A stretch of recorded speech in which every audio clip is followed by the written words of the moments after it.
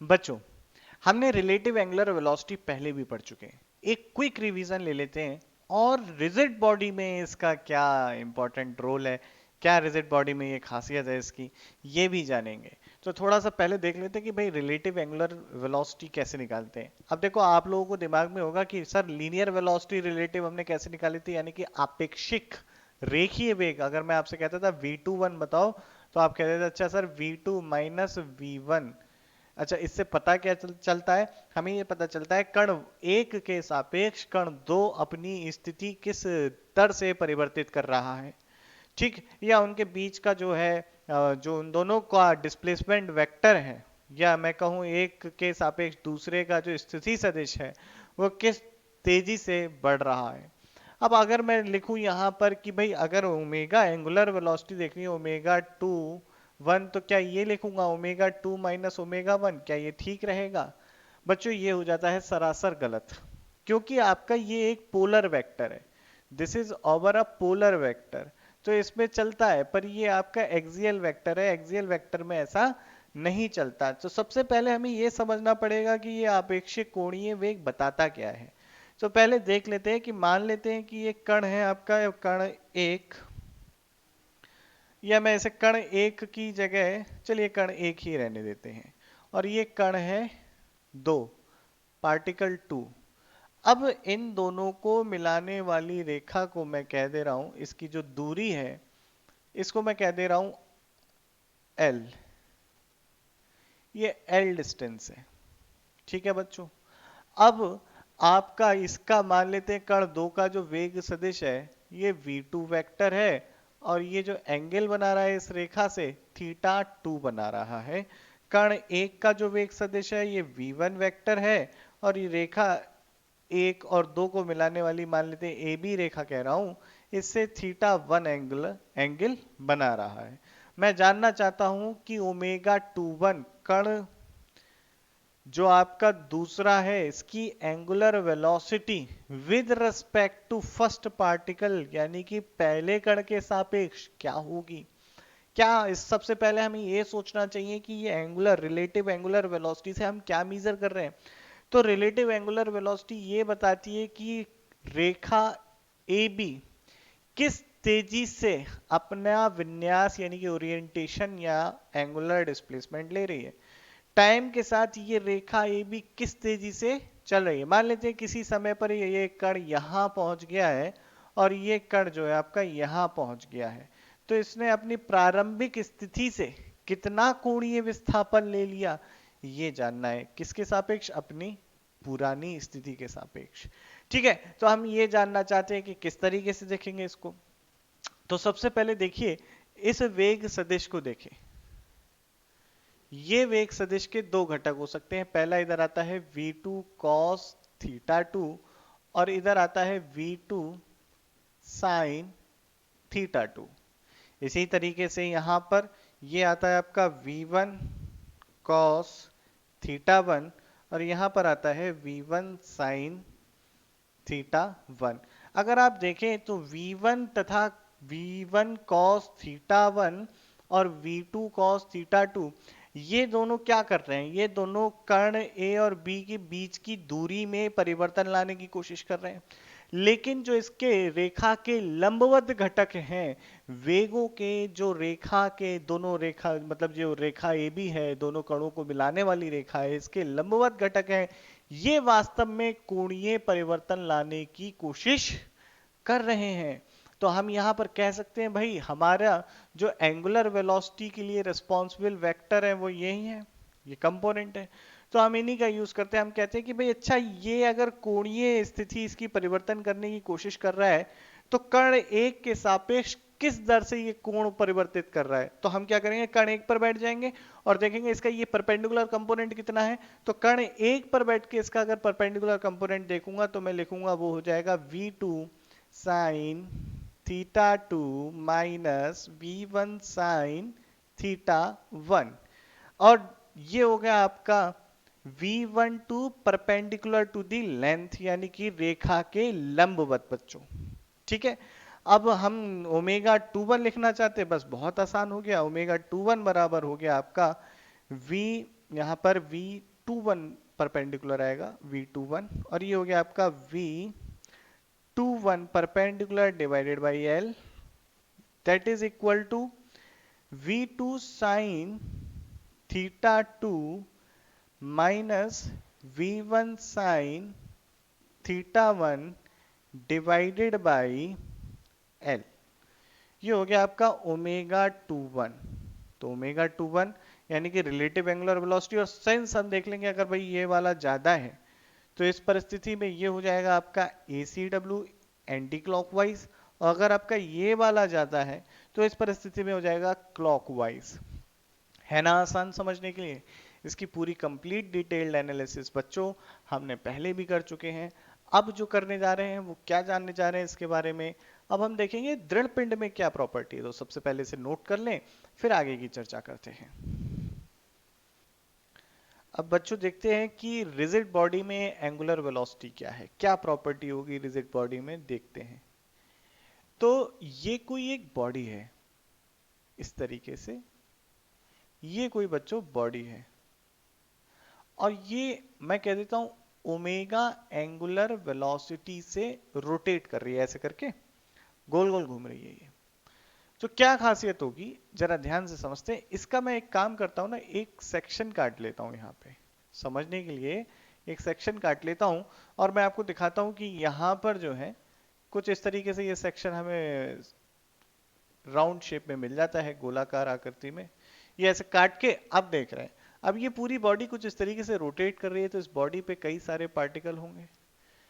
अब क्योंकि ये बॉडी कैसी बॉडी है, रिजिड बॉडी है, तो रिजिड बॉडी की एक प्रॉपर्टी हमने बताई है बच्चों। क्या प्रॉपर्टी है कि किसी भी एक पार्टिकल के रेस्पेक्ट में दूसरे पार्टिकल की पोजीशन में कोई चेंज नहीं आता। यानी कि क्या प्रॉपर्टी है मेनली कि किसी एक पार्टिकल के सापेक्ष दूसरी पार्टिकल यानी कि दूसरे कण की स्थिति में कोई परिवर्तन नहीं आता, तो इसे हम रिजिड बॉडी कहते हैं। यही हमने जाना था। अगर ये मोशन में है तो क्या होगा, मान लेता हूं कि इस समय ये थीटा कोण है, बाद में ये रेखा कुछ इस तरीके से पहुंच जाएगी ए और बी, कुछ समय बाद ए यहां होगा, बी यहां होगा। तो आप देखें जो बी का कोणीय विस्थापन है वही कोणीय विस्थापन ए का हुआ, यस और नो, यही एंगल दोनों का हुआ चेंज। तो रिजिड बॉडी में हर एक कण की जो कोणीय वेग होता है वो बराबर होता है, ये याद रखिएगा। रिजिड बॉडी यानी कि आपके दृढ़ पिंड में, रिजिड बॉडी में हर एक कण का, हर एक कण का कोणीय विस्थापन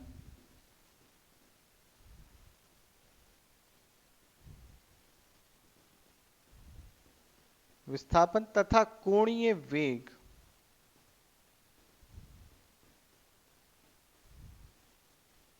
बराबर होता है। ये एक खासियत है बच्चों, ठीक है।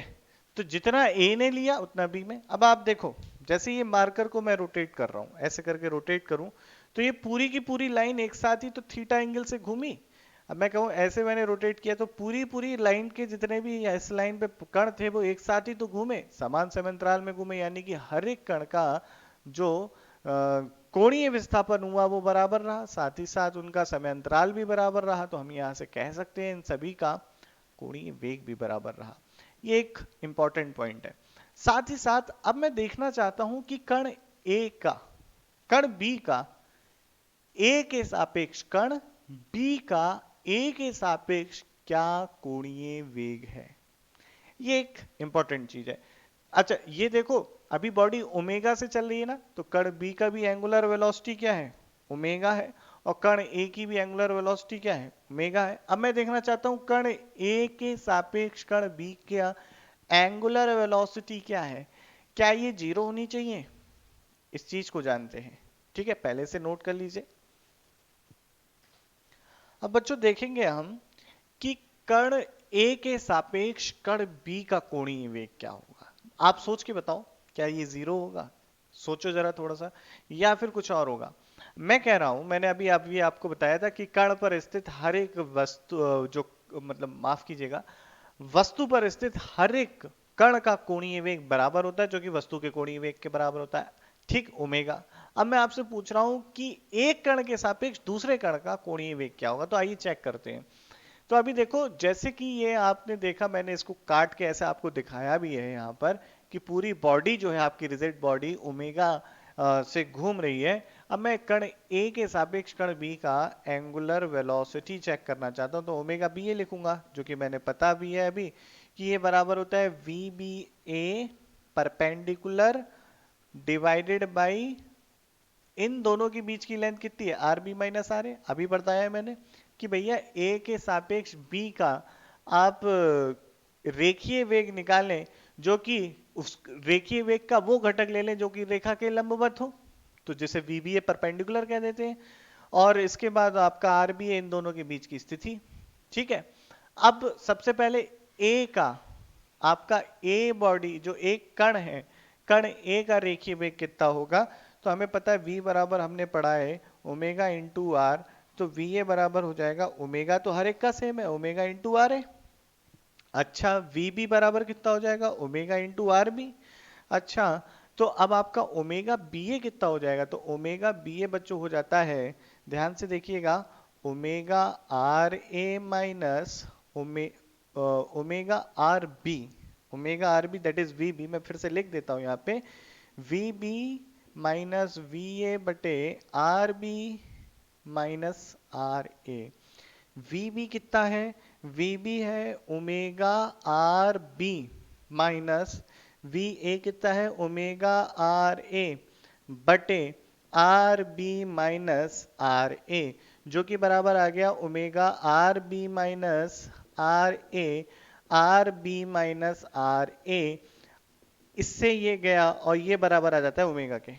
ठीक है, यहाँ पे शायद आप लोगों को दिख नहीं रहा होगा, मैं यहाँ फिर से कर देता हूँ, आप देखें तो ओमेगा कॉमन आ जाएगा, तो ये हो जाएगा omega R B minus R A बटे R B minus R A, जो कि बराबर आ गया आपके ओमेगा, यानी कि ओमेगा बी ए भी जो है वो ओमेगा के बराबर है। तो एक इंपॉर्टेंट कंक्लूजन है जो कि आपके बहुत ज्यादा इंपॉर्टेंट है एडवांस के क्वेश्चन के लिए भी और मेंस के क्वेश्चन के लिए भी। क्या कंक्लूजन है कि अगर रिजिड बॉडी है बच्चों, आपकी बॉडी कैसी है, रिजिड, मतलब आपकी आपके पास जो घूर्णन गति में बॉडी है वो रिजिड है, तो हर एक कण का कोणीय वेग ओमेगा के बराबर होगा, जो कि रिजिड बॉडी की एंगुलर वेलोसिटी कोणीय वेग के बराबर होगा। साथ ही साथ किसी कण के सापेक्ष दूसरे कण का भी कोणीय वेग ओमेगा के बराबर होगा, जो कि रिजिड बॉडी। तो इससे हम कह सकते हैं कि रिजिड बॉडी पर स्थित सभी कण एक दूसरे के सापेक्ष जो है सर्कुलर मोशन में ही है, जो कि आपकी ओमेगा के बराबर है। हर एक एक दूसरे के सापेक्ष केवल सर्कुलर मोशन में है, जिनका सभी का कोणीय वेग आपस में बराबर है। एक ये इंपॉर्टेंट कंक्लूजन है बच्चों, जिसे याद रखिएगा। इसके ऊपर क्वेश्चन आपको बहुत मिल जाएंगे और बहुत अच्छे लेवल के क्वेश्चन बनते हैं। ठीक है, अभी के लिए इतना ही रखते हैं बच्चों आज की वीडियो में। बाकी नेक्स्ट वीडियो में जानेंगे कि इनर्शिया तो हम जानते हैं, यानी कि जड़त्व, मोमेंट ऑफ इनर्शिया क्या होता है। जुड़े रहें व्युत्पत्ति के साथ, चैनल को सब्सक्राइब कर लें, ताकि आपको ऐसे ही लेटेस्ट मेंस और एडवांस लेवल के कंसेप्ट शुद्ध हिंदी और ऐसी भाषा जिसमें आप आसानी से समझ सकते हैं। साथ ही साथ हमारी जो कंसेप्ट ऑफ फिजिक्स, एक बहुत फेमस किताब है, प्रोफेसर एस सी वर्मा ने लिखी है, उसके सॉल्यूशन भी आ रहे होंगे, तो उन सॉल्यूशंस को देखें, उनके ऊपर क्वेश्चन की प्रैक्टिस करें, और कहीं पे फंसते हैं तो जरूर कमेंट सेक्शन में लिखें। मैं आपके साथ हरदम रहूंगा। जय हिंद।